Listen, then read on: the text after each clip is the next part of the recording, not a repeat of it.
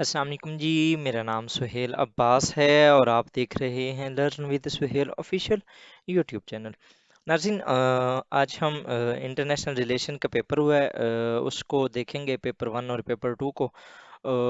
कुछ हमने जो अपनी सीरीज़ थी वो स्टार्ट की हुई थी ड्यू टू टाइम कंस्ट्रेंट्स, और कुछ इस तरह की चीज़ें हैं जिनकी वजह से मैं पूरे सिलेबस को कवर नहीं कर पाया।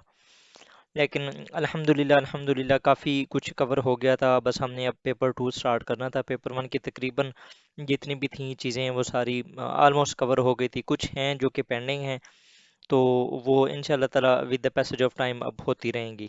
तो स्टार्ट करते हैं। सबसे पहले पेपर जो था वो अगर ओवरऑल देखा जाए तो as compare to previous years, जो जिस तरीके से पहले था ना, एक डायनामिज्म बहुत ज़्यादा होता था, अनएक्सपेक्टेड से पेपर आते थे, उस तरह नहीं है। तकरीबन कुछ जो हैं चीज़ें हैं वो काफ़ी बेहतर हो रही हैं, आसान पेपर आ रहे हैं ओवरऑल।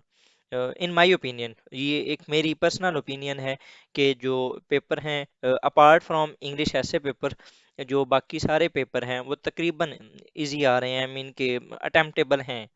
ठीक है, अगर आपने सीरियस होके कुछ किया है, तैयारी की है, तो मेरा नहीं ख्याल कि बंदा वहां पर जाके अब इनमें से चार क्वेश्चन जो हैं वो बंदा ना कर सके। ऐसा नहीं होता। अगर आपने सीरियस होके पिछले एक साल, 3 4 माह, 6 माह, 8 माह, जितना भी एक एक बंदे का होता है, अगर आपने लगाए हैं, तो आई डोंट कंसीडर कि आप ये जो पेपर आए हैं ये आप ना कर सकें, बिकॉज ये सारी जो भी चीज़ें थी वो सारी एक्सपेक्टेड थी, आ सकती थी, एंड वो आई भी हैं। ठीक है, तो देखते हैं जी। सबसे पहले उन्होंने कंस्ट्रक्टिविज्म, वो मेन प्रिंसिपल्स ऑफ कंस्ट्रक्टिविज्म उन्होंने पूछा है। Give comparative analysis of constructivism and realism. जिस तरह आप सबको पता है, आईआर का जो पहला पेपर होता है वो होता है थ्योरी का है। ठीक है, तो आसान सा है। वही कंस्ट्रक्टिविज्म के जो मेजर प्रिंसिपल्स थे आपने वो बताने थे, फिर आपने रियलिज्म के बारे में बताना था। ठीक है, and then you have to align them. ये मैंने अपनी जो कंस्ट्रक्टिविज्म वाला जो था, उसके ऊपर मैंने 3 से 4 तीन एक वीडियोस बनाई थी, उसको देख सकती हैं। मैं इस पेपर के अंदर सिर्फ जस्ट एनालाइज करूंगा। फर्दर अगर हम इनको सॉल्व करना हुआ तो वो इंशाल्लाह फिर हम किसी और वीडियो के अंदर वो करेंगे। तो what are the best policy options to deal with asymmetric warfare. तो यहाँ पर आपने अपनी न्यू लिबरल और लिबरल अप्रोचेस को आपने यहाँ पर मेंशन करना था। देन आपने रियलिज्म वाली अप्रोच है उसको भी आपने वो मेंशन करना था। कंस्ट्रक्टिविज्म को भी आप यहाँ पर यूज़ कर सकते थे। मीन कि आपने रियलिज्म में आपने ऑफेंसिव हो जाना था, न्यू लिबरल या लिबरल में आपने डिफेंसिव हो जाना था। You have to manage, you have to collaborate on the common चीज़ें जो भी हैं। और कंस्ट्रक्टिविज्म के अंदर आपने आइडियोलॉजी को चेंज करना था। ठीक है, तो पोस्ट मॉडर्निज्म आप यूज़ कर सकते हैं। मीन कि आप utilization of media and doing some sort of things to change the mind set of the ideology of the other person. ठीक है, उसके बाद जी रोल ऑफ आईएमएफ, ये क्लियरली एक new liberal point of view से आपकी ये जो क्वेश्चन था। In developing countries is a contentious issues in academic research, what are the same positive and negative implications on the low income countries. अब आपने जो पॉजिटिव इम्प्लीकेशंस थी उसमें आपने न्यू लिबरल अप्रोच लगा देनी थी, और जो आपकी नेगेटिव इम्प्लीकेशंस थी उसके आपने इंपीरियलिज्म, न्यू कॉलोनियलिज्म को यूज करना था।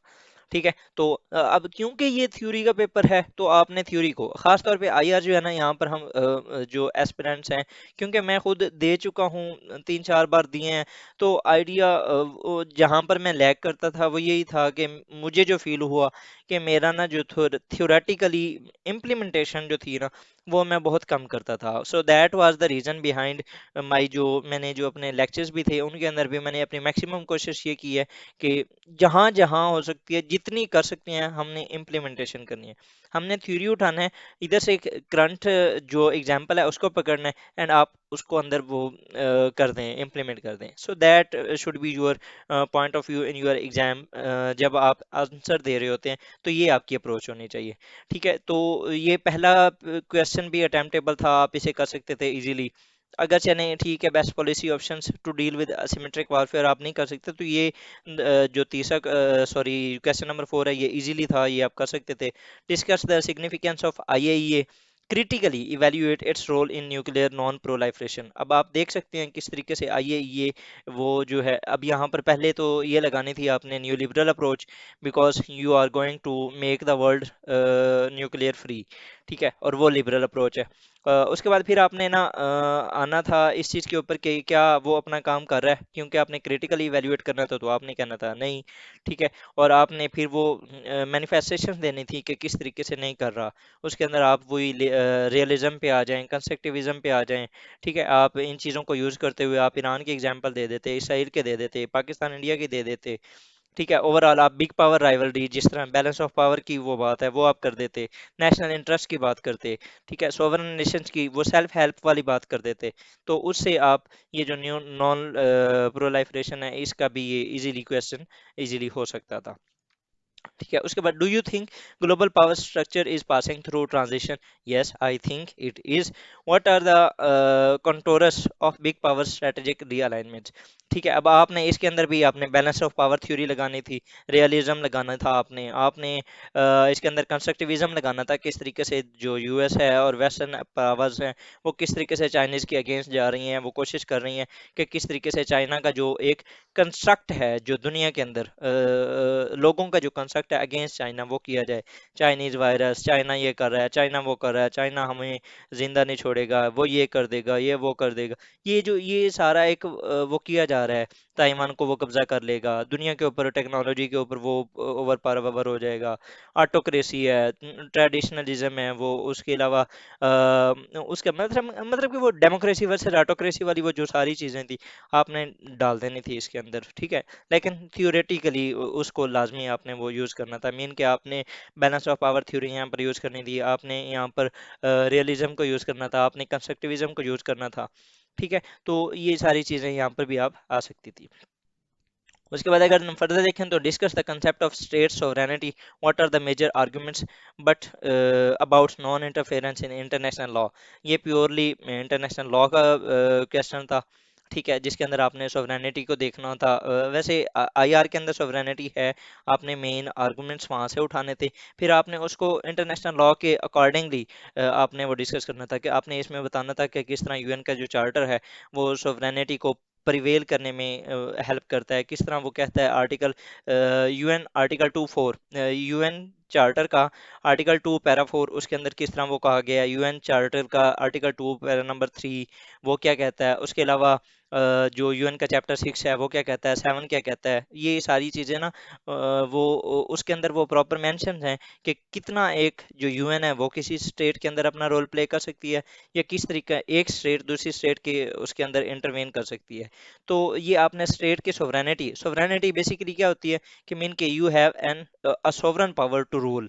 ठीक है, आप to legislate, to rule, to make policies, to make foreign policy, ये सारी चीज़ें हैं।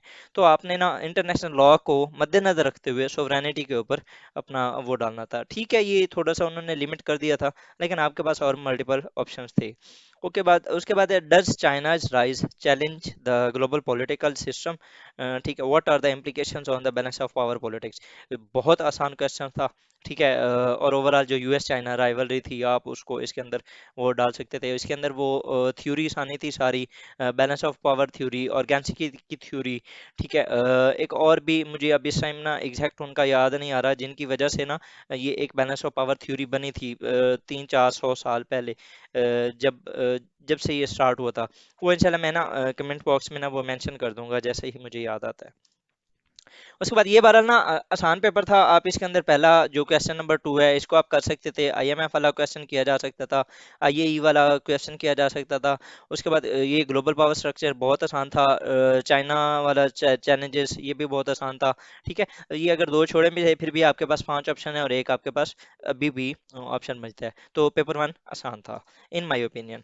नेक्स्ट अगर चलें तो मेरा फेवरेट जो ऑथर है जॉन जे मर्शिमर। आप अगर यूक्रेन को समझना चाहते हैं and you want to blame USA over the Ukraine issue, क्योंकि मैं ब्लेम करता हूँ कि US is the only and sole मोन जो एक रिस्पॉन्सिबल है ऑफ यूक्रेन वॉर। तो आप अगर आपके पास टाइम हो, पेपर दे लें, फिर आपके पास फ्री टाइम होगा, तो आप ना इस तरह कीजिएगा कि जॉन जे मशमेर का ना ये एक 2 घंटे का या सवा 2 घंटे का ना एक लेक्चर पड़ा है यूक्रेन के ऊपर। ठीक है, वो लाजमी सुनिएगा। Must, it is a must watch video.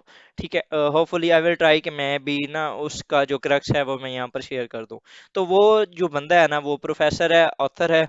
उसकी एक बुक है the tragedy of great powers, जो वो भी बहुत अच्छी कमाल की बुक है। ये शायद यूएस के किसी यूनिवर्सिटी के प्रोफेसर हैं। तो वो ना बेसिकली ब्लेम करते हैं, इंटरनेशनल रिलेशंस के वो स्कॉलर हैं। वो ब्लेम करते हैं कि यूक्रेन जो क्राइसिस है ना, it is the only reason, it is the only and only because of USA. मतलब कि ना US is the only responsible for this crisis.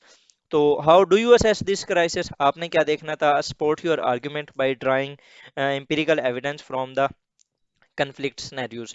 ठीक है, तो इसके अंदर भी आपने जो थ्योरीज लगानी थी वो आपकी वही उसमें थी, रियलिज्म की थी, जिसके अंदर आपने बताना था सेल्फ हेल्प और सर्वाइवल वाली बात करनी थी रशिया के लिए। और यूएस के लिए आप वही बात कर लें कि किस तरीके से जो उसने अपने आप को मैक्सिमम बैलेंस ऑफ पावर की बात है, बैलेंस ऑफ पावर थ्योरी यहाँ पर लगनी थी। कंस्ट्रक्टिविज्म थी कि वो दुनिया के अंदर क्या कंस्ट्रक्ट कर रहा है, कि नेटो के ऊपर रशिया किस तरीके से कर रहा है। ये सारी चीज़, मतलब कि आपने कंस्ट्रक्टिविज्म की पॉलिसी थ्योरी को आपने यूज़ करना था, बैलेंस ऑफ पावर थ्योरी को यूज़ करना था, आपने रियलिज्म की थ्योरी को यूज़ करना था। ठीक है, और फिर आपने असेस करना था कि ये किस तरह क्यों हुआ क्राइसिस। ठीक है, support your argument by drawing empirical evidence, आपने बताना था कि जो मैं बता रहा हूँ वो ठीक कह रहा हूँ। ठीक है, उसके बाद जी थोड़ा सा ट्रिकी क्वेश्चन था, वैसे इतना ज़्यादा ट्रिकी भी नहीं था, सिंपल सा था। अगर आपने आपका जो आर्गुमेंट है आपके पास, उसको प्रूव करने के लिए अगर आपके पास आर्गुमेंट्स हैं तो इजी था, कोई इतना मुश्किल नहीं था। What are the various strands of Indo Pacific construct of the US and its allies? What are the options for Pakistan? ये अब ये जो कंसेप्ट है, ये वही बात अगेन उसने चाइना के अगेंस्ट ही वो बात की है कि किस तरीके से US and allies are doing to construct. यहाँ पर थ्योरी लगनी थी कंस्ट्रक्टिविज्म की। ठीक है, और बैलेंस ऑफ पावर थ्योरी। ठीक है, आई मीन क्यों उसने ना जो गेम इस बार की है वो वही रियलिज्म वाली साइड पे रहा है।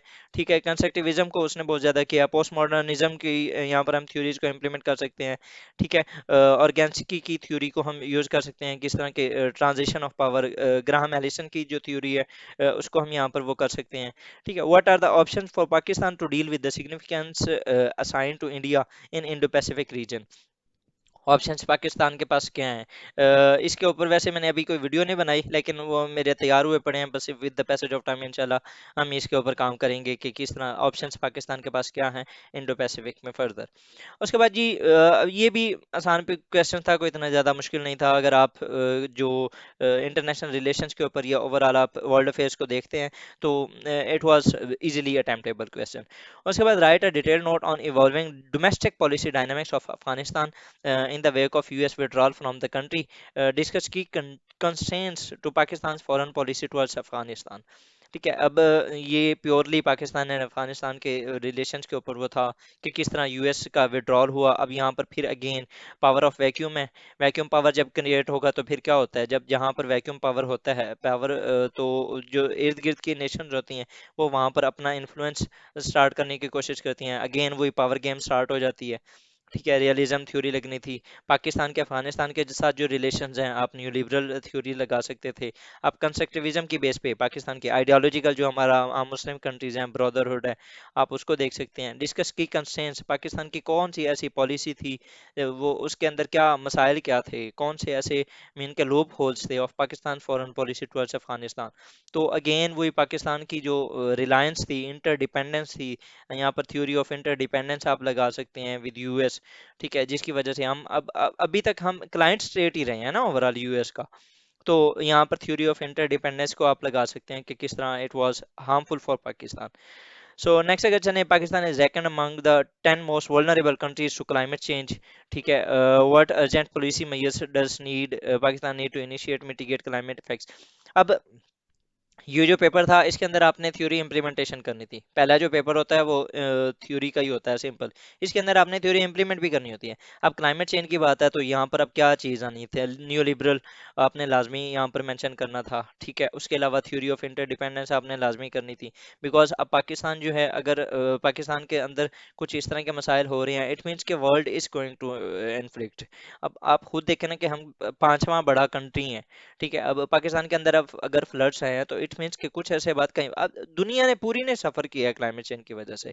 ठीक है, you have to relate your question. आपने क्लाइमेट चेंज के ऊपर तो रहना था, लेकिन आपने थ्योरेटिकल पर्सपेक्टिव से भी रहना था। ठीक है, उसके बाद अगर नेक्स्ट देखें तो Pakistan has affirm to commitment to the 2030 agenda of sustainable development goals for the modesty in Pakistan's progress and SDGs. What are the challenges Pakistan faces in realizing these goals? Again, neoliberal या liberal का जो concept है कि दुनिया के अंदर जो progress है, प्रॉस्पेरिटी है, आपने उसके ऊपर रहना था। ठीक है, चैलेंजेस पाकिस्तान के सामने क्या हैं, ये मल्टीपल चैलेंजेस हैं। चैलेंजेस के ऊपर अगर आपने देखने तो मेरा चैनल पूरा भरा पड़ा है पाकिस्तान के चैलेंजेस और जो सॉल्यूशंस हैं, so you can see there. अच्छा, how has India's scrapping of its constitutional law that grants special status to Indian administered Kashmir impact the legal standing of Kashmir dispute? जो कश्मीर के जो लीगल इश्यूज हैं और किस तरह वो लीगल जो है वो इलीगल है, जो कश्मीर का मूव है, उसके ऊपर मैंने अलग एक वीडियो बनाई हुई है, यू कैन सी दैट। और उसके अलावा यहाँ पर अगर आप थ्योरी को जो इम्प्लीमेंट करना चाहें तो वो हिंदुत्व, जो नेशनलिज्म, इंडियन हिंदुत्व नेशनलिज्म, या जो एक आइसोलेशनिस्ट नेशनलिज्म की जो आइडियोलॉजी है वो यहाँ पर आप लगा सकते थे। उसके अलावा जो असर्टिवनेस है, वही रियलिज्म का कंसेप्ट है, वो आप यहाँ पर इम्प्लीमेंट कर सकते थे।